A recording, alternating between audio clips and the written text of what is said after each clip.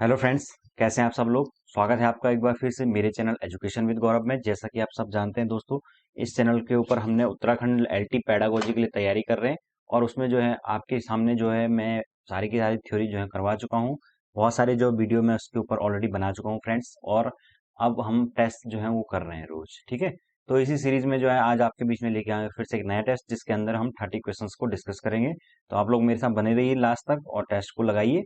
और टेस्ट हर दिन मैं डाल रहा हूँ आजकल, तो रोज आप टेस्ट जरूर देखिए। ठीक है दोस्तों, और साथ के साथ अगर आपको नोट्स चाहिए तो आप मुझे इस व्हाट्सअप नंबर पर, मेरे व्हाट्सअप नंबर पर कांटेक्ट कर सकते हैं। ठीक है, और फ्रेंड्स, जो केमिस्ट्री के लिए बैच है वो जल्दी ही शुरू होगा।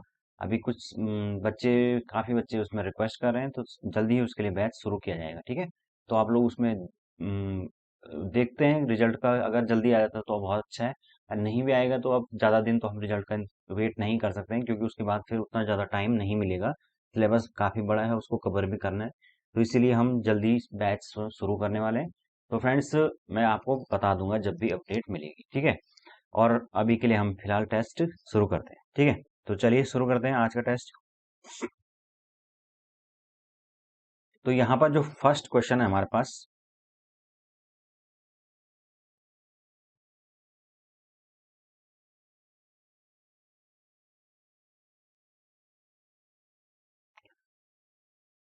तो यहाँ पर क्वेश्चन नंबर फर्स्ट है आपके पास दोस्तों।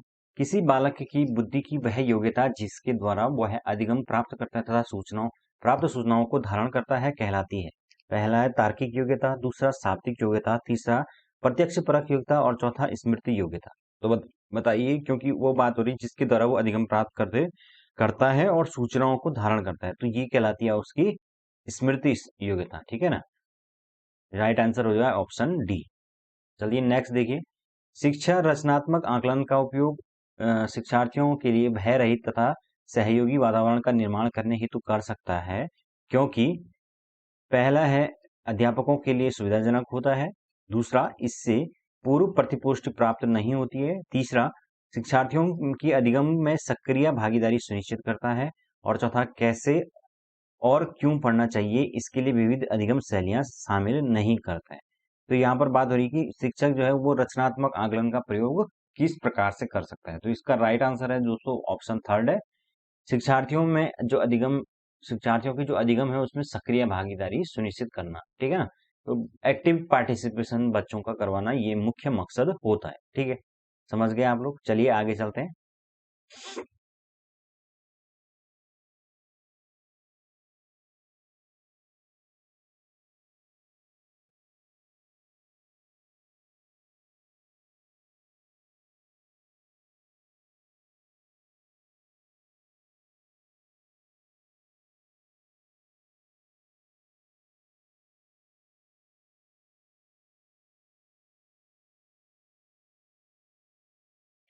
नेक्स्ट क्वेश्चन देखिए दोस्तों। नेक्स्ट क्वेश्चन, जो क्वेश्चन नंबर थर्ड है, इसमें क्वेश्चन थोड़ा कट रहा है, एक मिनट।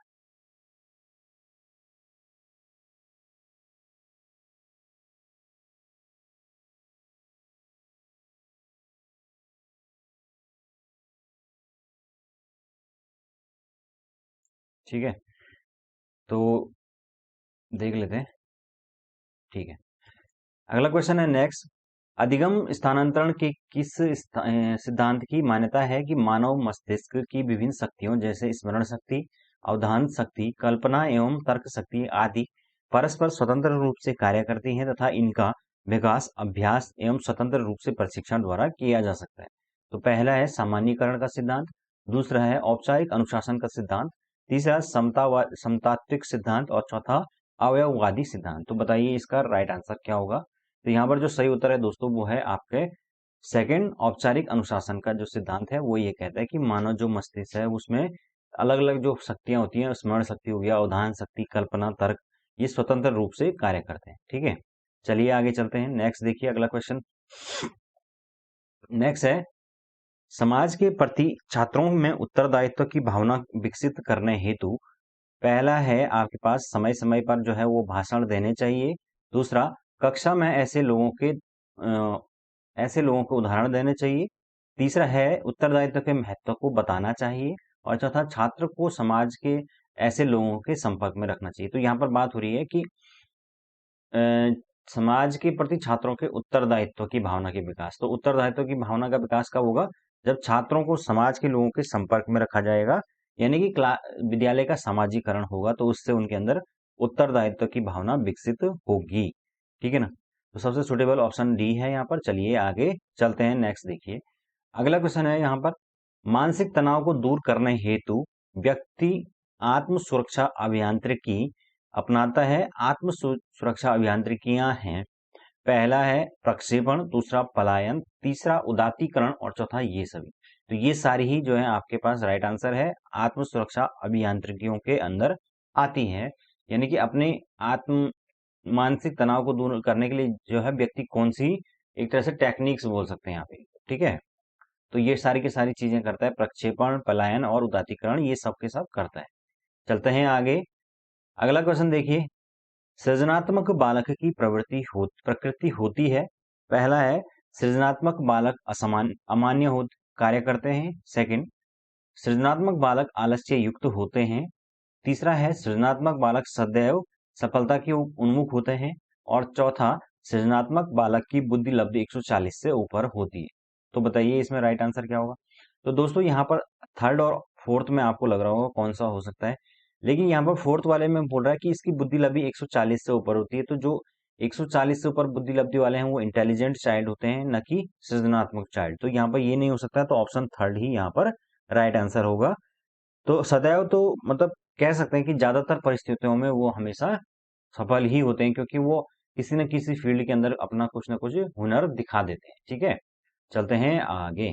नेक्स्ट देखिए, यहाँ पर है मैस्लो, ये हर्जबर्ग क्या है, अब्राहम मैस्लो होगा। ठीक है, तो मैस्लो ने व्यक्ति की मूल आवश्यकताओं के अनुक्रम में प्रथम स्थान पर किन आवश्यकताओं को रखा? तो पहला है सुरक्षा संबंधी आवश्यकताएं, दूसरा शारीरिक आवश्यकताएं, तीसरा संबद्धता एवं स्नेह संबंधी आवश्यकताएं, चौथा आत्मसम्मान संबंधी आवश्यकताएं। तो यहाँ पर जो पहली स्टेज है मैस्लो के सिद्धांत के अंदर, उसमें उसने जो फिजिकल नीड्स हैं, भूख प्यास, इन सब चीजों को रखा है। शारीरिक आवश्यकताएं सबसे ज्यादा जरूरी होती है मनुष्य के लिए, बाकी चीजें तो बात की बात है। ठीक है, चलते हैं आगे। अगला देखिए, कर्ट लेविन द्वारा दिया गया अधिगम सिद्धांत है। तो कर्ट लेविन का जो सिद्धांत है वो आप जानते हैं। तो यहाँ पर कौन कौन चार ऑप्शन है आपके पास? आवश्यकता अनुक्रम सिद्धांत, दूसरा संबंधवाद का सिद्धांत, तीसरा क्षेत्र सिद्धांत और चौथा कार्यात्मक अनुबंध सिद्धांत। तो कर्ट लेविन ने जो दिया है वो कौन सा है? क्षेत्र सिद्धांत। ऑप्शन थर्ड यहाँ पर जो है राइट आंसर हो जाएगा। ठीक है, चलते हैं आगे। अगला देखिए, कल्पना शक्ति एवं अमूर्त चिंतन बाल विकास की किस अवस्था में प्रारंभ हो जाता है? तो पहला है शैशवावस्था में, दूसरा पूर्व बाल्यावस्था में, तीसरा उत्तर बाल्यावस्था में और चौथा किशोर अवस्था में। तो अमूर्त चिंतन और कल्पना परक चिंतन तो हमारे उत्तर बाल्यावस्था से प्रारंभ हो जाता है, क्योंकि वो बात हो रही है प्रारंभ होने की। तो प्रारंभ जो है उत्तर बाल्यावस्था से होता है, और मेनली जो 12 साल के बाद जो है अमूर्त चिंतन बालक के अंदर विकसित होता है। तो ये बात आपने याद रखनी है। और शुरू जो है उत्तर बाल्यावस्था लगभग 10 वर्ष की अवस्था से शुरू हो जाता है। अगला,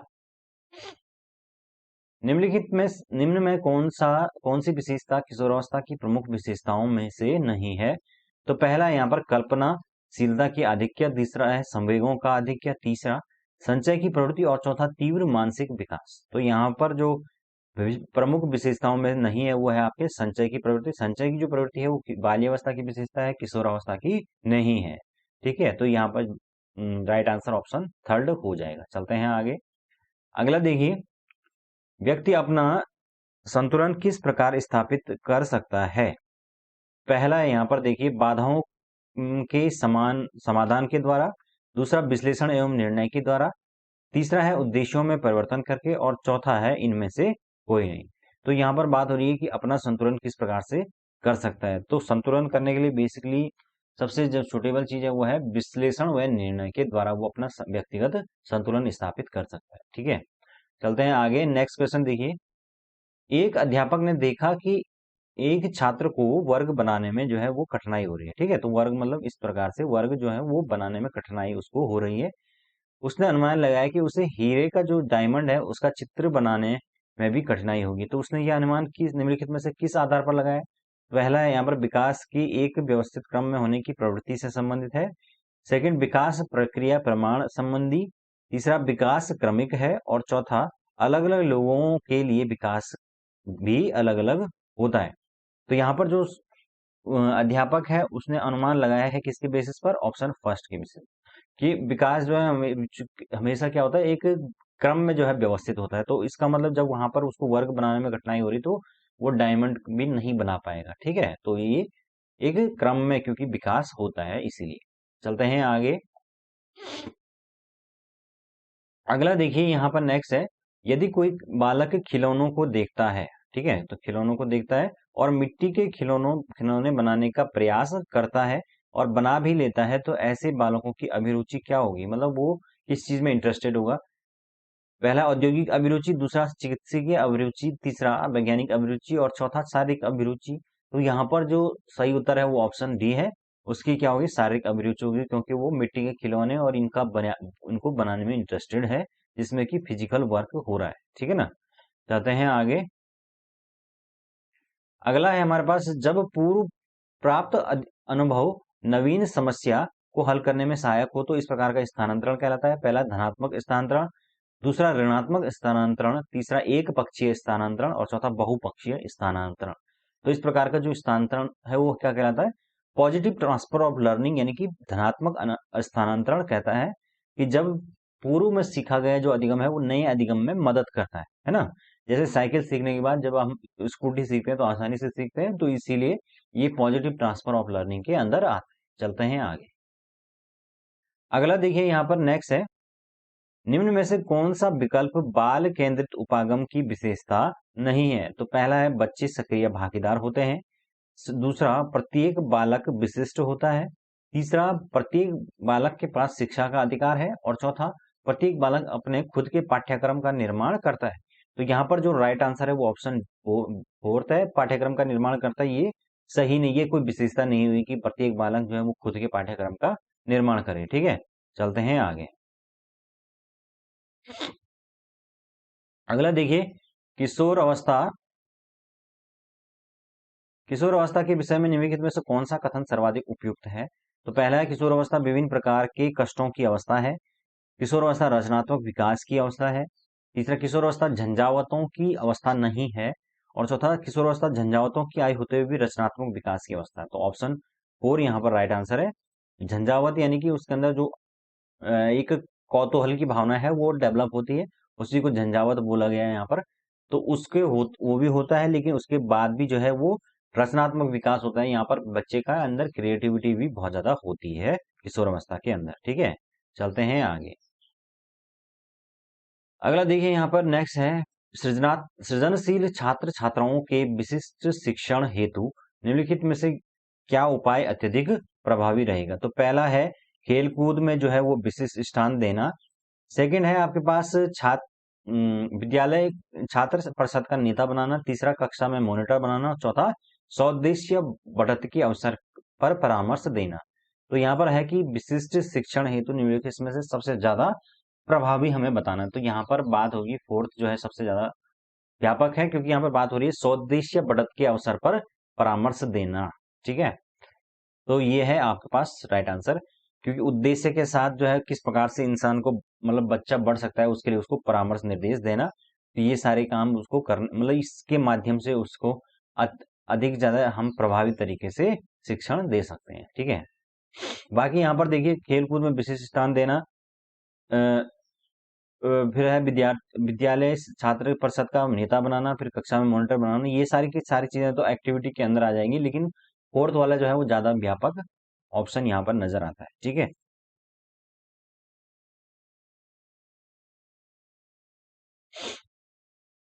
यहाँ पर फर्स्ट भी हो सकता है, क्योंकि यहाँ पर बात हो रही है खेलकूद में विशिष्ट स्थान देना।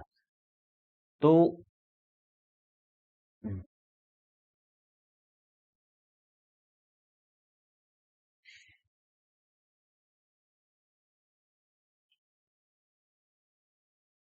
यहाँ पर जो है दोस्तों ऑप्शन डी ही राइट होगा, क्योंकि यहाँ पर सृजनशील बालकों को ज्यादा अवसर प्रदान करने के लिए जो है, ठीक है, फोर्थ ही यहाँ पर सही उत्तर होगा। चलते हैं आगे। अगला देखिए यहाँ पर, प्रतिभावान जो बालक हैं उनकी पहचान करने के लिए सबसे अधिक महत्व, पहला है शिक्षक के निर्देश निर्णय को देना चाहिए। दूसरा, परिवार जिससे बालक आता है को देना चाहिए। तीसरा, सामाजिक वातावरण को देना चाहिए। चौथा, वस्तुनिष्ठ परीक्षणों को देना चाहिए। तो बताइए इसका सही उत्तर क्या होगा?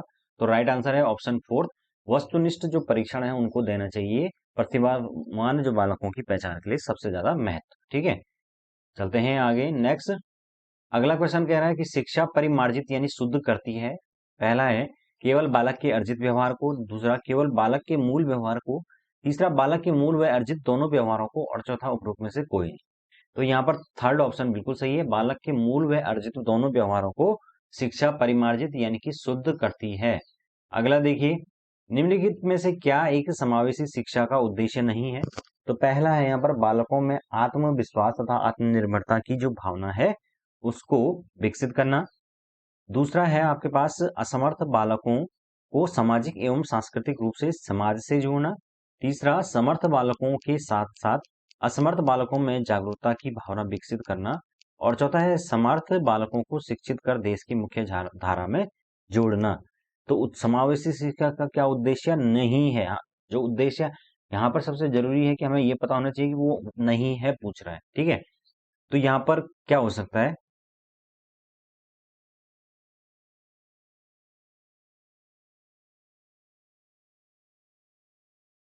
तो यहाँ पर ऑप्शन फोर जो है वो राइट आंसर है, समर्थ बालकों को शिक्षित कर देश की मुख्य धारा से जोड़ना। तो समर्थ बालकों को नहीं बल्कि जो असमर्थ बालक हैं उनको मुख्य शिक्षा की मुख्य धारा से जोड़ना समावेशी शिक्षा का उद्देश्य है बेसिकली। तो यहाँ पर बात हो रही है नहीं, तो नहीं, तो ये नहीं, क्योंकि नहीं की बात हो रही है और यहाँ पर समर्थ बालकों की बात हुई है, समर्थ बालकों के नहीं बल्कि असमर्थ बालकों का होना चाहिए था यहाँ पर, इसलिए राइट आंसर ऑप्शन फोर हो गया। चलते हैं आगे। अगला देखिए हमारे पास, निम्नलिखित में से कौन सा विकल्प जोड़ा सुमेलित नहीं है? तो पहला है बच्चे कुछ भाषा के साथ इस दुनिया में प्रवेश करते हैं। तो आपने देखा है कि चॉम्स्की जो है उन्होंने ये बात बोली थी। सेकंड है शुरू में भाषा और विचार दो भिन्न गतिविधियां होती है। तो ये वाइगोत्स्की का है। भाषा विचार पर आधारित है, जीन पियाजे का है। भाषा वातावरण में एक उद्दीपक है, बीएफ स्किनर। तो ये ऑप्शन गलत है, बीएफ स्किनर ने भाषा को एक उद्दीपक नहीं माना था। ठीक है, तो यहाँ पर राइट आंसर ऑप्शन फोर हो जाएगा।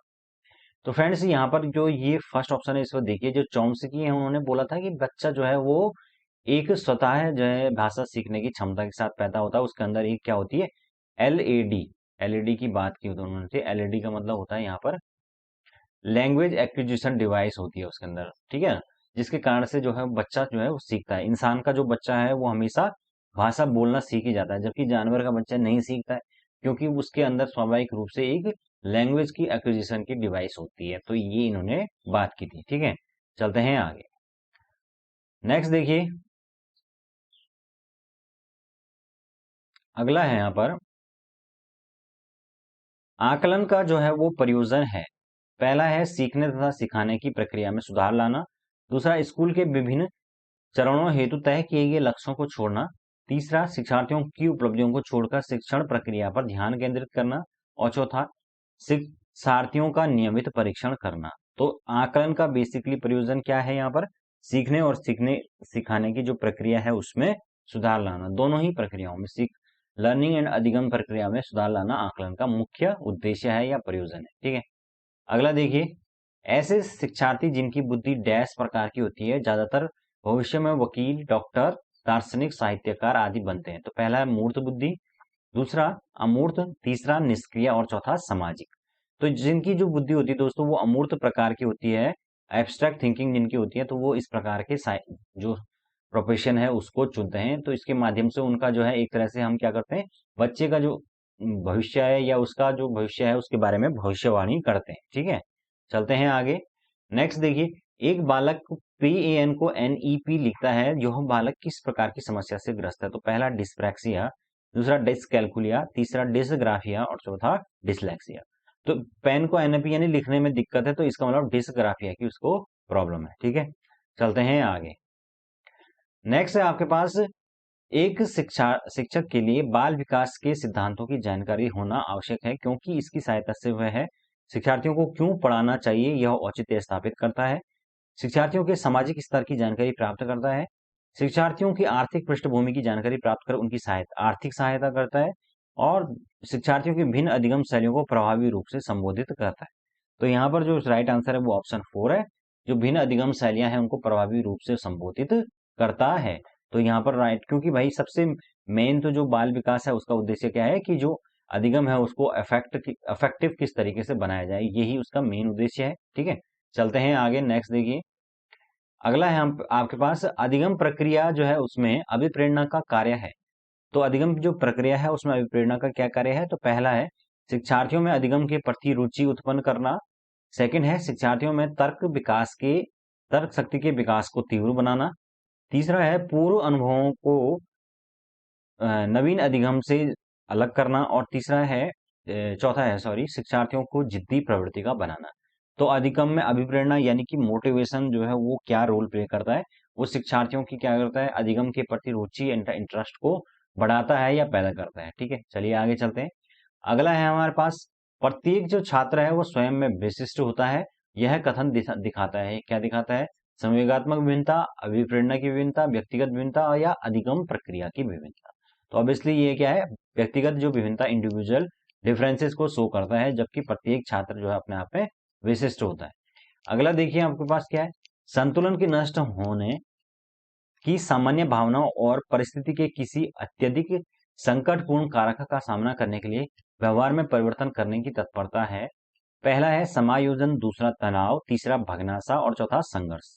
तो यहाँ पर जो राइट आंसर यहाँ पर बात हो रही संतुलन के नष्ट होने पर सामान्य भावनाओं और परिस्थिति के किसी अत्यधिक संकटपूर्ण कारक का सामना करने के लिए व्यवहार में परिवर्तन की तत्परता।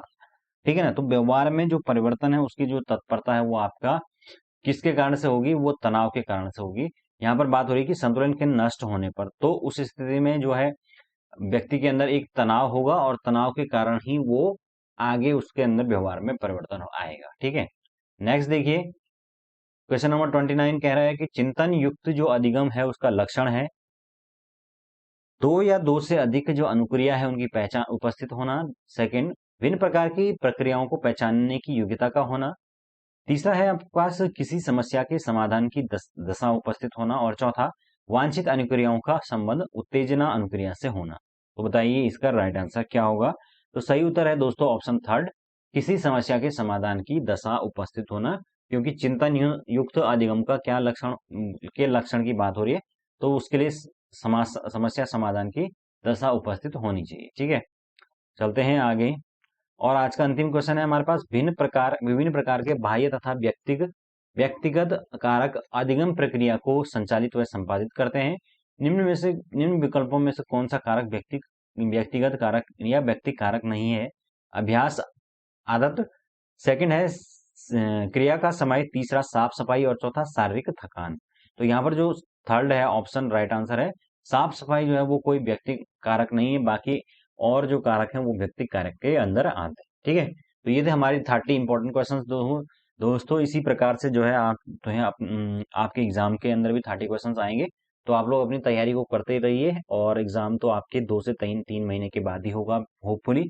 तो कोई बात नहीं, आप अपना इसको तैयार करते रहिए, साथ के साथ अपने सब्जेक्ट को भी पढ़ते रहिए और अपनी तैयारी को स्ट्रांग बनाते रहिए। ठीक है, तो अभी के लिए इतना काफी है। Thank you so much, have a good day.